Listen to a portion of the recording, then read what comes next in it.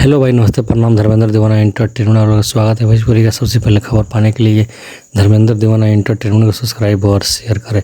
देखिए, power star Pawan Singh का और खेसारी लाल का व्यूज अब डाउन होने वाला है, क्योंकि पावर स्टार पवन सिंह और खेसारी लाल का व्यूज किस कारण से डाउन होगा, क्योंकि अब देखिए पावर स्टार पवन सिंह और खेसारी का व्यू डाउन होने का मेन कारण है कि अब IPL आ रहा है और इसमें 1-2 महीना अभी गाना नहीं चल पाएगा। ठीक है, पूरा तरह से देखिए उसमें बात कोई नहीं है, पर गाना किसी का अच्छा होगा उसका चलवे करेगा, अगर कबाड़ गाना होगा तो नहीं चलेगा। ठीक है, तो बात यही है कि अभी 2 दिन बाकी है और 2 दिन में जो गाना रिलीज होगा 2-3 दिन में वो गाना चल पाएगा। उसके बाद में जो रिलीज होगा उसका डाउन, क्योंकि सब लोग अब व्यस्त हो जाएंगे व्यूज में। वो जो IPL में आप लोग IPL में सब लोग उसमें व्यस्त हो जाएगा, इसके कारण से व्यूज डाउन होने का कारण संभावना है। ठीक है, तो आप लोग को रिपोर्ट कैसे लगा था अपना छोटका भाई का दुलार प्यार दिया और चैनल के सब्सक्राइब करो।